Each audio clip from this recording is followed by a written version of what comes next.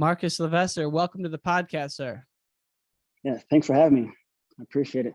Yeah, I'm excited, man. Let's dive into the early years for you. Tell me about Coach Wichern and some of the impact he had on you. Ronnie Wickern, he was like my first true coach. I did wrestle 1 year in Forest Lake, Minnesota. We moved to the cities and I found this neighborhood park, Powderhorn Park, and that's where I began my wrestling career under Ronnie Wickern.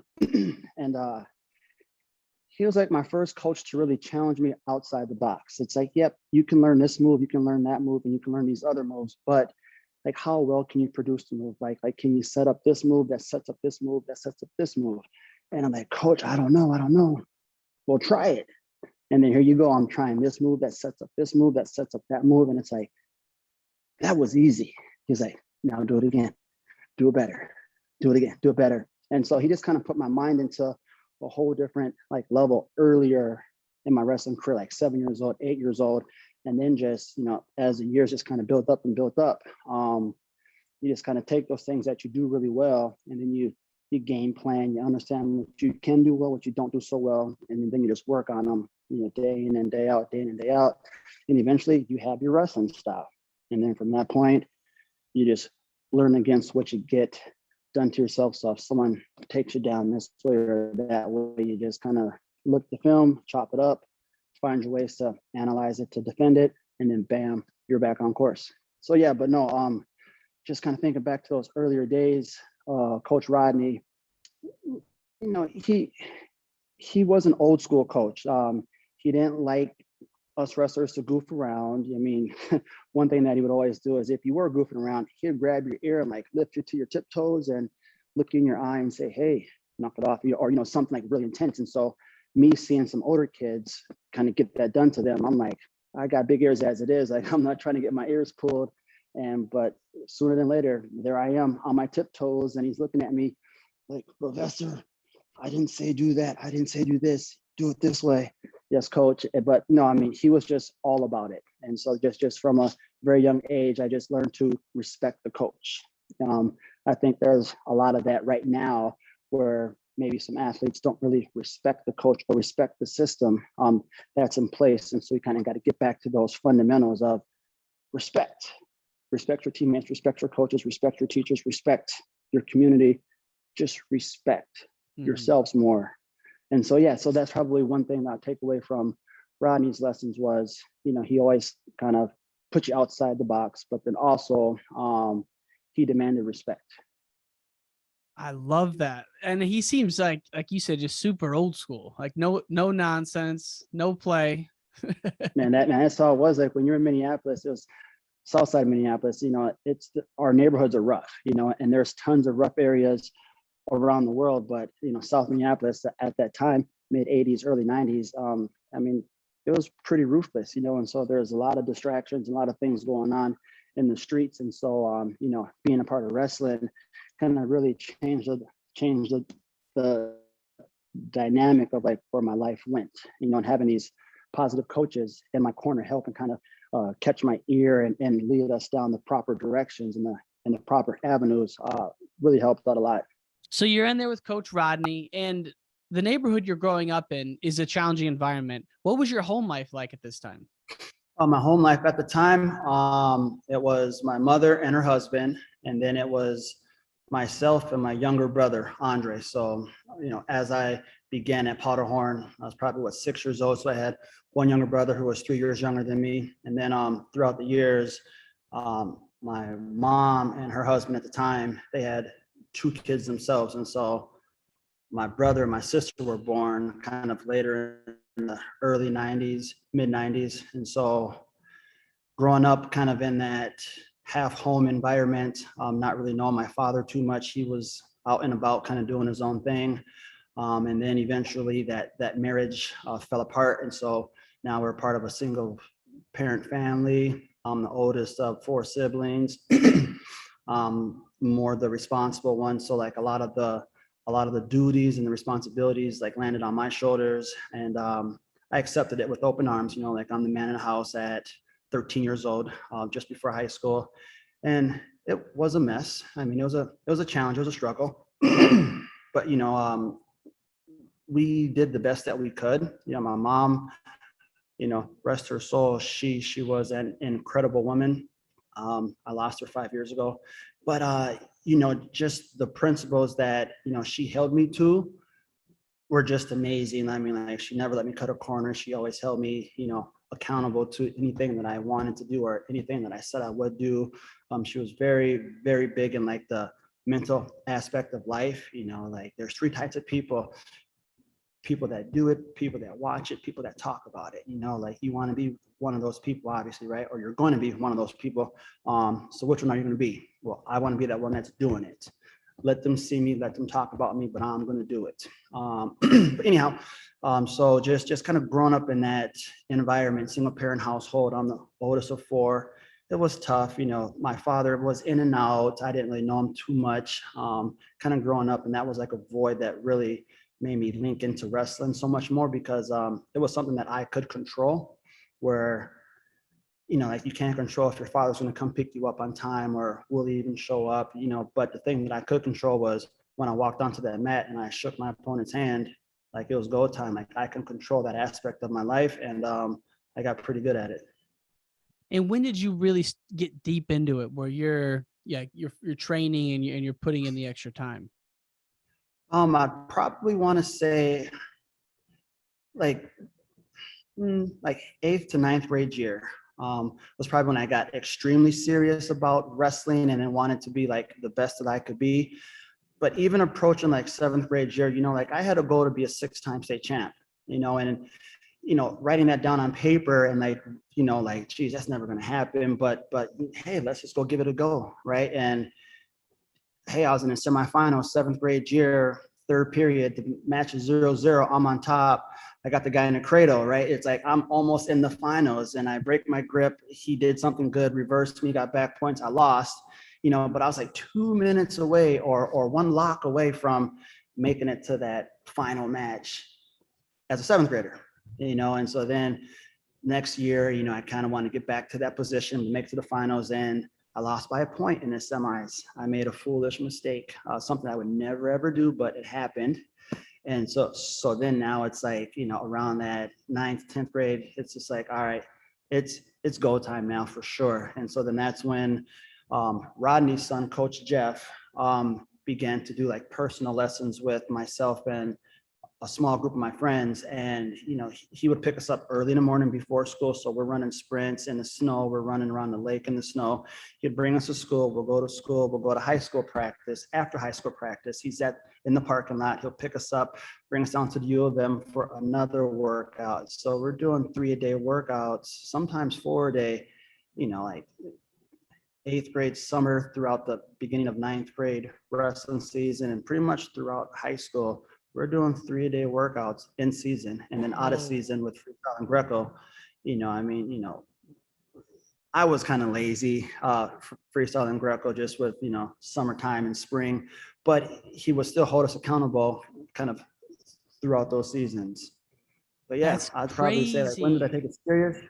Yeah, freshman year was like that year that I was like, all right, like I want to be the best. Let's see what I can do. And Will, I mentioned this in the intro, but for folks listening, first four-time Minnesota State champ or 4-time Minnesota State champ? Not the first time. There were other 4-timers before me. But yeah, no, I think I was the first Minnesota wrestler to earn a place 6 consecutive years. Wow. So from 7th grade, taking 6th, 8th grade, taking 4th, and then 9 through 12, crossed that hump and took the championship first. And you finished with the most consecutive wins in Minnesota history, 141. And then you go to college, 4-time undefeated national champ. We're going to get to all that. But it's like, dude, you've seen a lot of success. And I love the stories of like the morning workouts and the extra practice. And so you're going into the University of Minnesota as a high schooler to work out. Absolutely. Yeah. I mean, like we were in that room, 4 years before I even went in that room when I was in college, so I mean, like I knew the codes and all that fun stuff. Oh yeah. No, I mean, it was like my room. Wow. So when you're coming up through, you had a couple big high school matches, one of which was, and this may not have been big at the time, but it's big now. You wrestled Ben Askren at the Wisconsin-Minnesota bi-state tournament. Yeah. Yeah. Tell No, us about that one. Well, so like I knew who he was kind of just from like the freestyle and the Greco, but everybody else like in the tournament had their eyes on a few other guys. And I'm gonna say, no. This is the guy that I'm gonna meet. This is the guy, I promise you, this is the guy. And they're like, no, he just looks like he likes to roll around. And I was like, dude, his stuff is legit. This is the guy, just watch. And eventually we met in the finals, and there's a crazy story because he had like a boombox that he would carry around, and and he would have seriously. No. He was the Wisconsin takedown king. I mean, that may be wrong, but that's from what I was hearing. But he would have a boombox, and he would like warm up behind his opponent, and he would have the song, "Another One Bites the Dust," right? Another One Bites the Dust. And so my homies from high school was like, what if he gets behind you? I was like, I'm gonna turn around and say, you better you better get somewhere, right? And so I think it kind of came to like a really good where I kind of gave him this look, and he kind of just like, anyway, we're on the mat, we're wrestling. Wait, so hold on a second. So you're warming up. Does he do it to you where he gets kind of behind you and plays the song? Well, I don't know. No, like it never really came to fruition, but I think he was maybe on the verge of it. And then one of my boys like, here he comes. And I looked around, or I turned around, and then he kind of like, held himself back. And then I think that was it, like he knew, I don't know. Anyway, you can talk to him and he'll say, maybe I did, maybe I didn't. But no, we're wrestling. And then, just like one thing that I noticed in that match, that I just had a speed advantage over him, and one thing with my technique is I try to close the door on each position, or basically not have sloppy technique.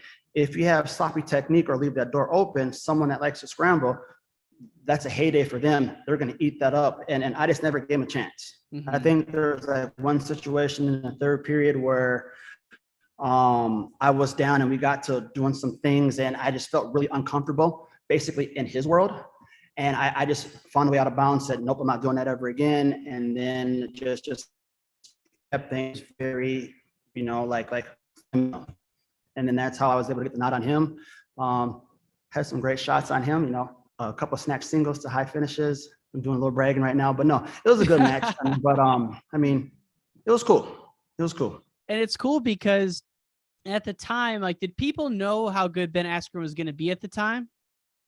If you are a wrestling fan, you know who's going to have success on the next level. And I knew who he was. Like, I could see him at all the Midwest national tournaments and the regional sites. And this guy's a stud, and we, you don't get enough hype because you're from Wisconsin or you're from Minnesota or you're from Iowa. But no, like, I know who he was. I know he was a threat. And like, I wasn't going to go into the match just like overlooking this guy or underlooking him, like, I knew like I had my hands full, and I was going to dominate just like every other match. And I love how when you go out and wrestle a guy, like, you're so big on like chain wrestling and thinking ahead, like you've got, 3-4 moves planned in advance. Yes, absolutely. Like, that's the biggest key in my mind is like, it's like whenever one of the wrestlers doesn't have an answer for the next movement or the position, that's where they got beat. It's like, you just got to understand, like, things are going to happen. People are going to counter you, and like, you just got to keep it going. It's like from A to Z, like, can you fill in the gaps 3 different ways for each letter, for each situation, for each move, for each position? And if you can't, they got you. Or if they can't, you got them. And that's with every position, every move. There's always 3 to 5 ways to counter everything, and then recounter that, and then vice versa down the link. And the more the more mat time you have, the more you experiment, the better you get. Like to Ben Askren's point, he scrambled so much. He began like he has a system of scrambling because it's what feels good for him. Mm-hmm. In my world, I have a system for linking moves together. It's like, I'll do these 2 moves, forcing your hand to defend me. If you do A, B, or C, I got you for each one of those responses. And if you counter those, well, I got another backup for each one of those responses. And then if all else fails, now we get kind of dirty, and now we're kind of scrapping a little bit more. And then eventually, if you're working out, in morning, afternoon, at night, your cardio is just top notch. And so like, I was able to just outlast my opponents as well. Like, I just had this motor that I just never got tired, or did, I'm not going to show you. Like, I'm going to keep on driving and grinding. And that's just how it was. It's like, if you stop me, I'm going to run through you. But if I can outsmart you, then I'm going to make you look stupid out there. Right. And so, like, when you think about guys where you got tired against, do you remember like being pushed to matches in high school, or were you heads and tails above?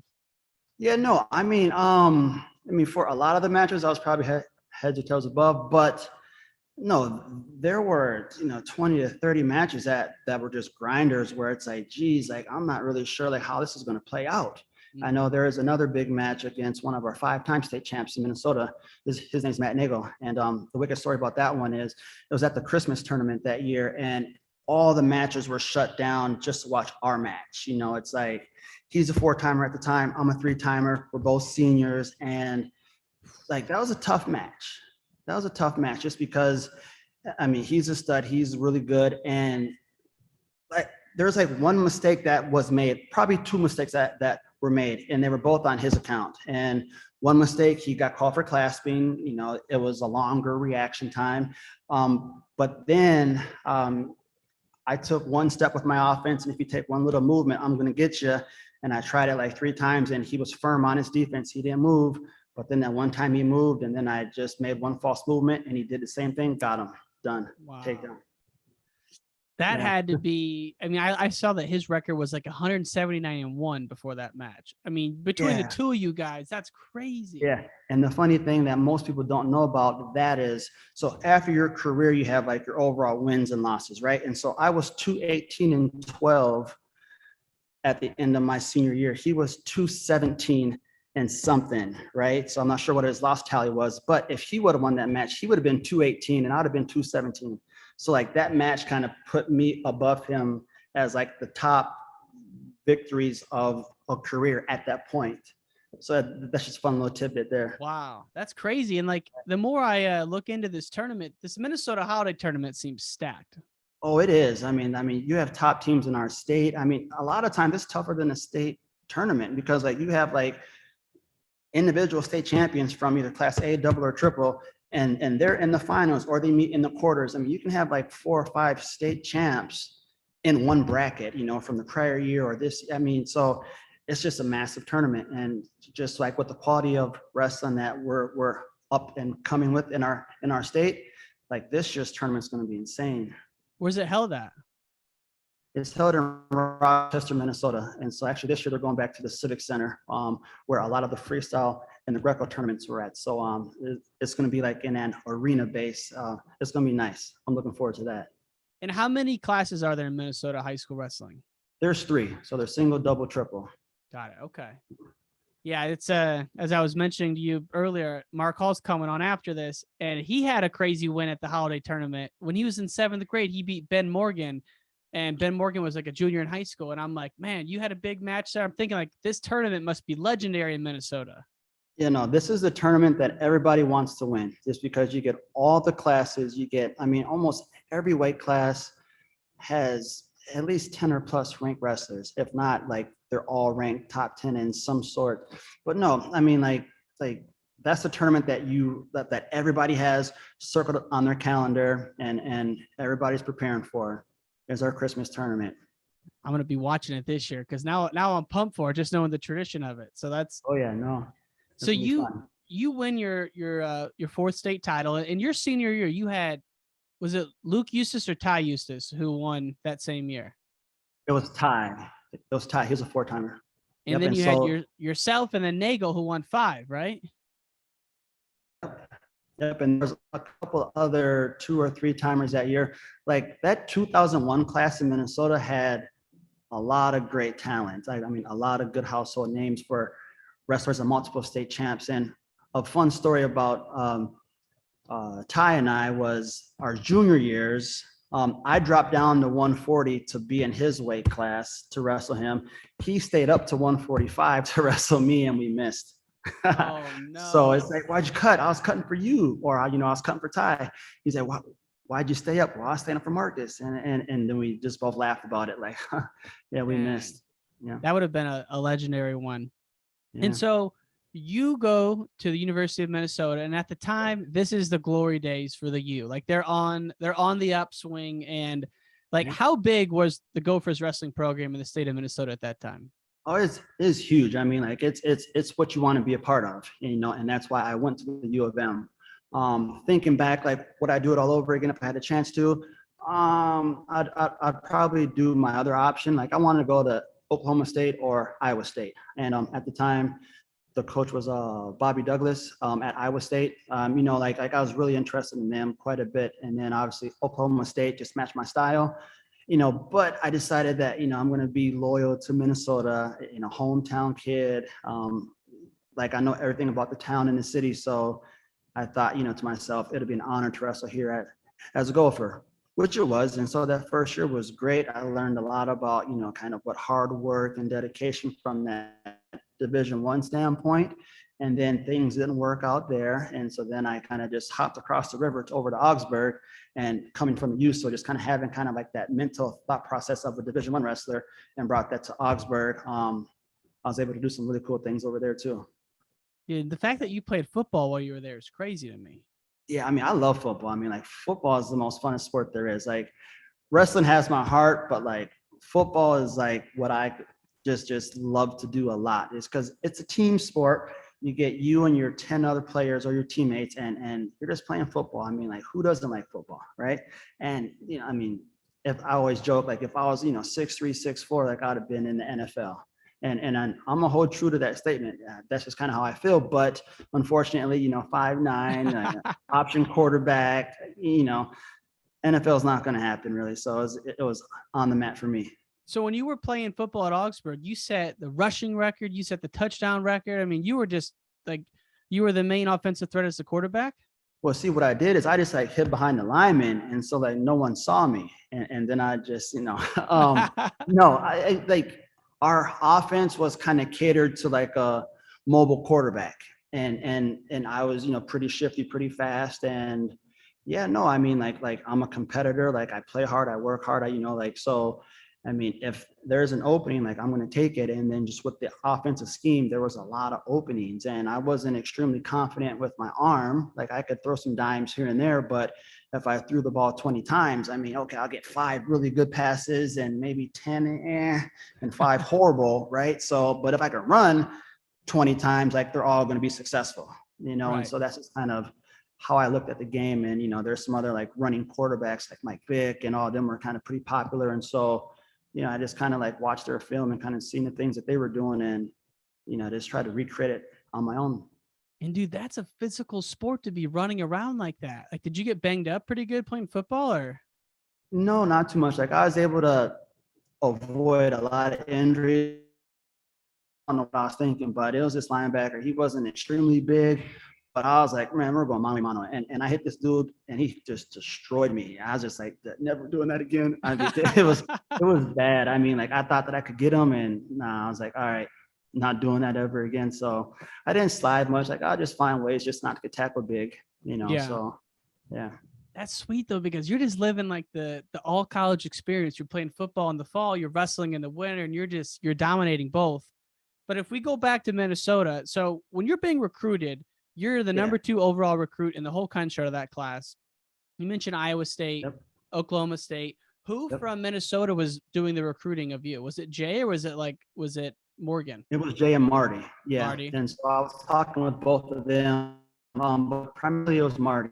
And I've known Marty since I was, you know, like an 8-year-old, 9-year-old wrestler, just because he was a big influence of this program, the High Flyers. Any which way, he's a staple in our state as a coach and a wrestler. But yeah, no, so I liked Marty quite a bit. I liked Jay too, but Marty was mainly recruiting me. And, you know, I just think they probably assumed that I was going to go to the U, and then I wore my Iowa State gear and my Oklahoma State gear at the Christmas tournament. And I guess they're like, oh, we need to get in this guy's, you know, living room now. So like the week afterwards, then they started to, you know, put the full court pressure in on me. It was like, hey, what are you really thinking here? You know, because we kind of thought that you were going to just be a Minnesotan and or a Gopher, but things this past weekend, you're wearing Iowa State, Okie State, like what's the story? Like, we want you with us. And so, but no, I like those guys. It was a great experience. I mean, like, do I wish it would have panned out? I mean, a little bit, yes. And I mean, like things happen, but, I just wish I would have did a little bit more homework on the lineup, because I went in and there was Jared Lawrence and Luke Becker that were juniors that were ahead of me at those two weight classes that I would have been competing at. But that year it was Jared Lawrence, and, he was tough. He won nationals that year, right? But in the practice room, we were dead even, and so that's probably the reason why we were co-champs in two separate tournaments. I kind of always feel to myself. So you guys didn't wrestle at the Opens? No, not at all. Why? The first one was, that's a great question. But the first one was it North Dakota Open? We were co-champs. It was the first tournament. So I kind of was like, okay, that's the first one. So you're a true freshman. We got the great Jared Lawrence, junior in college. It's probably his fourth year in college. So he's like a full 4 years ahead of you. So you guys both make it to the finals. And did you know you weren't going to wrestle the whole time? Or did someone tell you before the finals?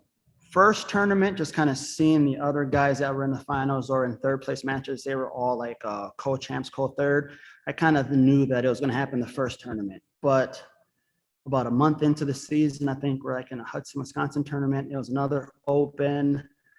And, just that month and a half of practicing, he and I practiced maybe 4 times leading up until that second time we met in the finals. And I'm not going to disclose kind of how those went, but I was ready for the match, and I felt that I was going to win the match if we did wrestle. Not just being overconfident, just like I had his number. And so I just kind of feel to myself, if the coaches felt confident that he was going to beat me, we would have wrestled. And they were kind of like, hey, we don't really know right now. So they're co-champs, and that was that. And I said to myself, do I stay another year? They'll be seniors next year, or do I make some moves? And I told Jay, hey, I want to transfer. And he flat out said, well, I'm not going to release you. So if you go D1, you're going to miss a year. And so I just thought to myself, like, all right, dude, you're not my favorite guy right now, but what are my options? And then one of my buddies over at Augsburg who was wrestling was like, dude, this is a great campus. The coach is great, Jeff Swinson. And I went over to campus and talked to Swinson face to face, and he was like, I'll talk to Jay and we'll see what we can do. And, wow. and that's pretty much how that went down. And your roommate was Corey Cooperman at the time. Oh, Coop dog, man, that's my man. Yeah. Dude, to put you two together, that's crazy. No, I mean, just two studs though. I mean, like it's just crazy to me how loaded that class was. Yeah, no, I mean, it was loaded. So, I mean, like with the Iowa State thing, I mean, so it was me, it was Coop, it was Letters. I don't know if Mock was on the trip, but there was like a few other guys that were on campus, Iowa State, like the same weekend visiting. And like all of us were thinking about like verbally committing. And then wow, we just all held back just like one more week because there's like one more week of visits. And then that's where everybody just like, dispersed. And so, yeah, but no, I mean, like they had probably 4 or 5 of like the top 10 recruits in the nation on campus same week. At Iowa State. Yeah. And so you signed with Minnesota. When did you realize Cooperman had signed and you guys are going to be roommates? Well, so he was there in Iowa State. And so he was like, I'm coming to Minnesota next week. And I was like, okay, cool. That's my visit as well. And so he and I hung out in are you sure? Yeah, or I just already committed. And I was like, all right, well, I'm here too, and so then that's kind of when I made the decision that I'm going to be a gopher. And when you were going through your first semester, he was also going through his own kind of struggles with the lineup. I mean, with all due respect, I don't want to speak for him, but he was just having a tough time managing his weight. And, he was expected to be a certain weight class, and it was just a tough grind of the season, school, losing weight. I mean, all those combined, it's just not really, it wasn't good for him, trying to make 125 or 126, whatever it was. And so then when he did go to Lehigh, he was at 133. And I see him at 160, just like, dude, 25, man, it's not gonna, this is not gonna happen, right. But so that was kind of his struggle there, was just like kind of with the weight. But like he loved the team, he loved the guys, he loved the city. I mean, like we had a great time there, you know, but he just that wait for him was just kind of not happening. Man, that's brutal. And what was the, in terms of the workouts, your first month on campus, you're going through that preseason grind. How brutal was those Jay Robinson workouts back then? Oh man, they're tough. I mean, they're tough. I mean, like they make you want to question if you want to wrestle here or not, you know, just like every program. It's like not like they try to break you, but they want to build you. So it's like going through that process, you mentally kind of break a little bit because you're not really used to kind of the intensity and the grind. Oh man, we're running so hard, we're carrying weights on runs. We're doing like 5-mile runs with like a 45-pound plate. I mean, we're doing some insane things. We're doing stairs for like 2-hour sprints up the stairs, just like up, and it was insane. The weight trainings was good. I loved it. I mean, like I like to work hard, you know. So I was just like, okay, this is tough as heck, but you know, like I'm here for a reason, so I'm just gonna, you know, absorb it. And no, it was fine. It was good. I don't think it was like over the top insane, but I mean, it definitely, you know, put you in the mirror after the workout and just kind of saying, hey, are you made for this or are you not? You know, so I had a few conversations with the mirror, you know, just kind of like, man, bro, like, what are we doing right now? You know, and Yeah. but yeah, no, it was good. I mean, like I enjoyed it. Like I just kind of like I saw what the top team in Division I was doing to prepare. And so then I kind of, you know, try to bring those things with me like later on in my college career. And when you first transferred to Augsburg, did you ever consider not wrestling? No, I always wanted to wrestle. No, never thought of not wrestle. And so you get there, you have this experience from the Gopher room, and Yep. you have all the skills and all the training. And so what was it about Coach Swenson that established a bond for you guys? Because I understand he was like huge in your life. Absolutely. Well, I mean, Swint is very detailed. I mean, like he probably has like a warehouse full of notes, just from practice 1, practice 2, practice 3, and he would all. I mean, like that's just how he operated, and he just kind of had it down to a science where he would document everything, every practice, every run. I mean, I bet you can say, hey, Swint, back in 1997 on this date, who was the top 10 on the run? He'll go to his books, he'll look through it, the top 10 work, boom, boom. You know, so he just documented everything. And so I just like that approach. College life was really cool. It was smaller, so you weren't a number, you were a person. So I like that a lot personally. I wasn't the smartest kid. I wasn't like the not smartest kid either, but it just helped me focus more like in that small college setting. But Swentz, I mean, he held no punches. I mean, I mentally, I thought going from D1 to D3 was going to be like this massive like downgrade and like effort and hard work. And to be honest with you, like we worked just as hard at Augsburg, if not harder than the U. Like Really? in all honesty, I mean, it was the same. I mean, it's hard to say, oh, they did harder. I mean, like at the U, like we would drill for like 45 minutes nonstop, right? Hard session, just drill, it's grindy. But Augsburg, let's say we're doing like the same intensity of the drill, but just not for 45 minutes long, like just in different, you know, intervals or time limits. You had great teams back then too. So your workout partners, solid. Yeah. I mean, like we had a lot of Division I wrestlers at Augsburg, you know, that had throughout their journeys, they made themselves or they were at Augsburg. And no, I mean, I had my toughest workouts, my toughest matches in the Augsburg wrestling room. You know, and just like a lot of those other guys, it's like we were all so battle tested from just practicing and grinding together, where in the matches, it was just kind of like we were so mentally and physically ready, and we just go out there and dominate.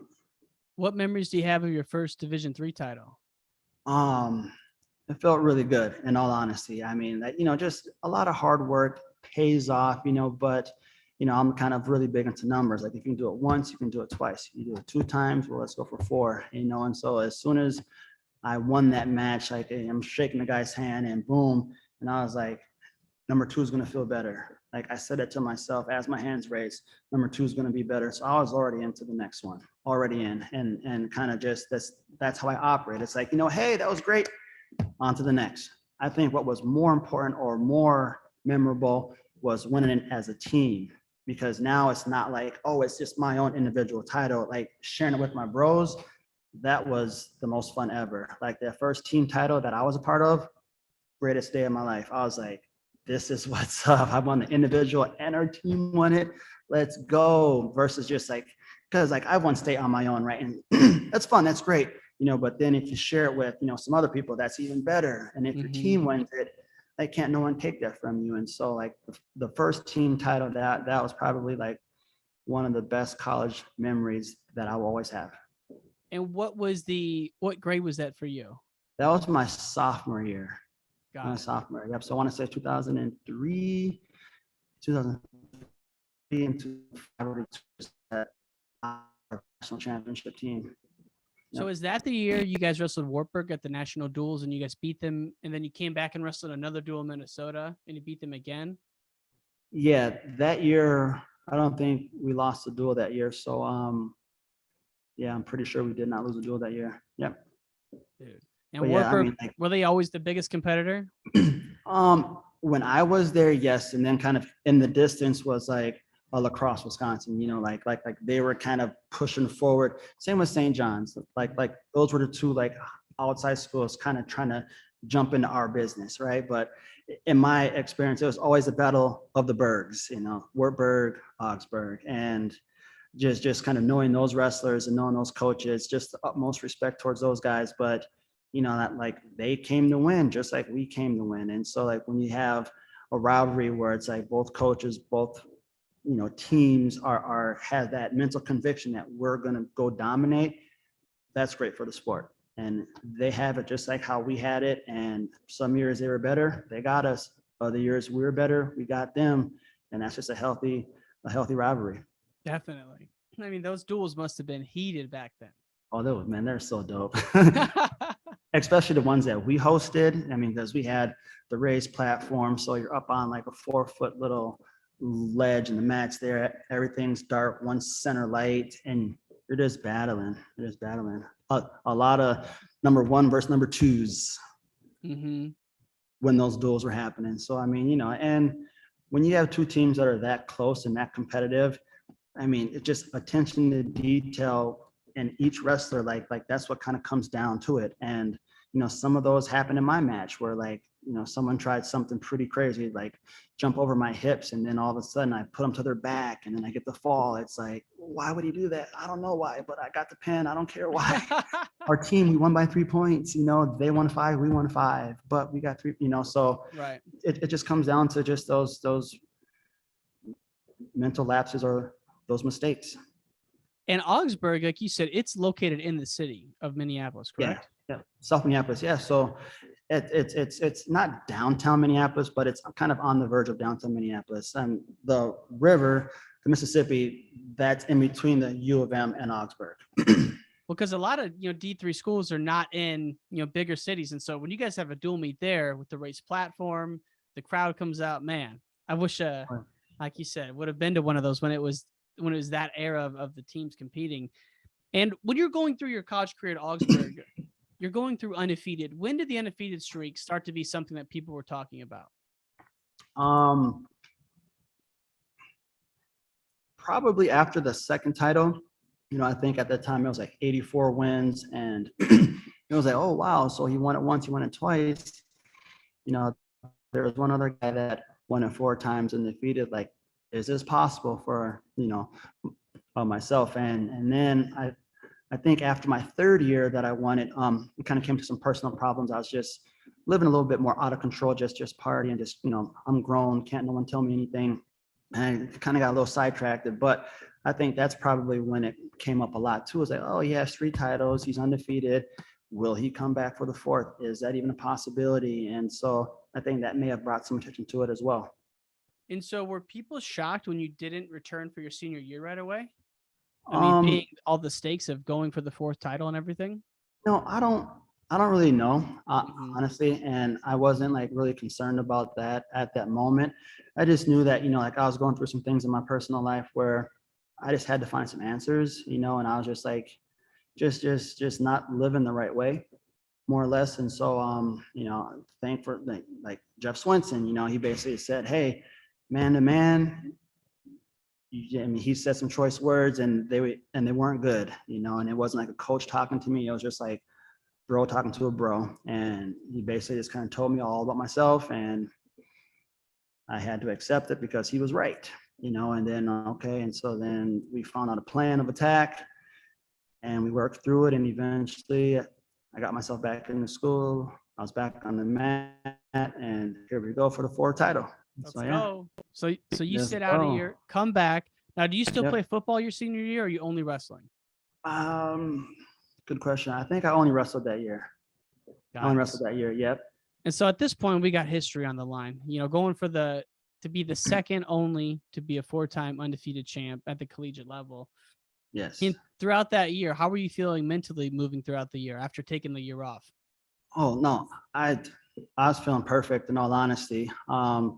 Like I wasn't thinking like, oh, I have a year off, so I'm gonna be rusty. That never once crossed my mind whatsoever. I was still working out with the guys, just doing my own workouts, running and lifting. I really didn't miss a beat in terms of like preparation standpoint. But that last year, I was upper weight class. I was at 165. It just made more sense for our team dynamic to not cut to 57, which I probably could have as well. But yeah, and I was wrestling bigger guys. They're a little bit slower but stronger. So I had a whole different dynamic to attack on the mat. But no, it was good. There's a moment where, I wrestled like the top 3 Division II kids, like in 1 week. It's like I would wrestle the number 1 guy, and then I'd beat him, so he'd fall to like number 3, and then the new number 1, I had him the next week, or like that immediate weekend. It was just wicked. Like there was like a 10-day stretch where like I didn't know if I was going to win them all, but obviously just being confident with yourself and just knowing that you're ready, you go out there, you put yourself in the best situations and in the right positions, and you just wrestle, you just don't make foolish mistakes. And I was able to get through it, with that 0 in the loss column. Man, that is something, man. And that's just an incredible career, and just an honor to be talking with you about it. I understand that when you were a kid, your childhood coach, who was it? Coach Rodney would ask you before big matches, "Are you nervous?" Absolutely. And you would say, what would you say? I'm just curious. I'd say, yeah, coach, I'm nervous. And, he'd be like, okay, good.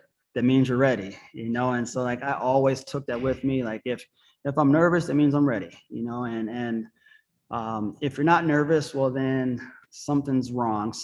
You probably should not be doing what you're doing if you're not nervous. But I mean, from a confidence standpoint and just kind of all those other fun attributes, a lot of those matches was very nerve-wracking, where it's like, geez, this is my last match. Okay, wow, Dan Gable, he faltered here. Okay, he actually did it. What am I going to do, And so like all those things kind of get into your head. It's a lot of mental warfare, and, like you just gotta hold true to yourself, and then I always just relied on my training. Because like if I can train extremely hard and give everything to training, I knew I was ready out there on the mat, no matter what the situation was going to be. And so that's just kind of how I managed the nerves. But the last match was a little different. I mean, it was like, here we go. This is my last match ever in college. Can I do it? Will I do it? Of course I'm going to do it. How can I do it? I had a guy who his strength was like a counter of my strength. So it was like a very strategic, like chess match out there. He was sick with the front head. He would do cement mixers from anywhere. I think he was down by like 4 points in the 3rd period, like time winding down, and hit a mixer and put the kid to his back for 5, made finals. Like he was that sick. And so I'm like, geez, I can't get under this guy because he was deadly. And so now it's like, how do I take the guy down now, right? He's probably 185, 190. He's just a brick. I'm barely 170, right? There's some obstacles there, but I was able, like when you drill your moves, you got like your plan A, your B, your C, your D, and if you got like 10 moves, one of my last moves, like that's how I took the guy down, No shit. Legit. Yeah, legit. And it was a random one-off, like, okay, this might never happen, but let's just drill it. Let's drill it. And that was the only way to like not fully commit, but kind of be on the fence, but still be firm enough to finish. It's just a lot going on. And was a second period or third period. I got the takedown and I was like, all right, I'm good. Like, I mean, he may have took one full half shot and that's just not his style. So I felt pretty confident that he wasn't going to shoot on me. He was bigger than me, stronger than me, slower than me. I just felt like I had a good chance to stop whatever he threw at me. And so I got the takedown, got the victory, and bam, history. 4 times undefeated. It was Wow. dope. I love it. How'd you celebrate that night?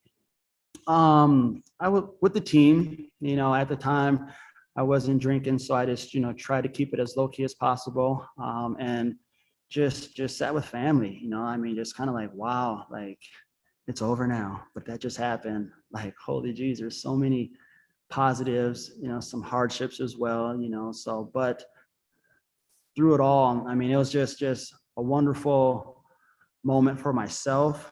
I knew that like that wasn't it. Like that's not going to be my defining moment, but just at the time it felt really good. Like I had a pretty good supporting cast at the moment, and everybody was happy for me. I just, just a lot of hard work paid off.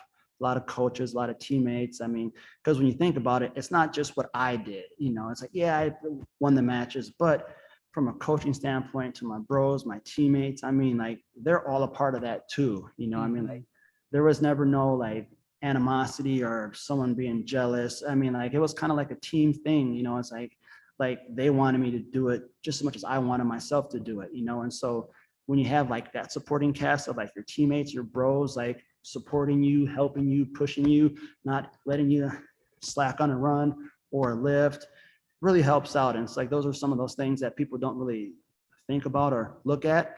And like those are things that I lean on because that's what made it happen. Like, yeah, I wrestled for 7 minutes here and there, right? But just the behind the scenes things, the coaches, my teammates, like they helped make that happen more than just wrestling 155 matches, because that times 7 is X amount of time, right? Like with my coaches and my training partners, that time would oversee that at least by 5 to 10 times, so like they are the ones that helped me do that.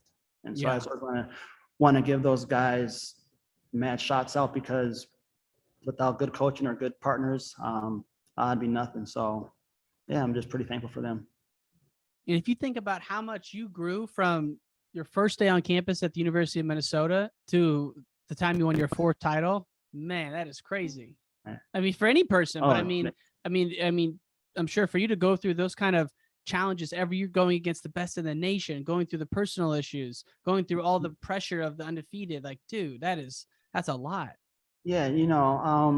I learned a lot throughout those years, but a lot of it's just being accountable to yourself and just, trying to put yourself in the best positions possible. It's like, if you want to be successful, you should hang around successful people. It's like your environment will dictate who you become, more or less. So trying to keep yourself in those positive environments and kind of letting that lead your life versus just going with the flow and just being very distracted, which, I found myself in that, here and there. And it just took a lot of people to really care about me to help me get out of that situation.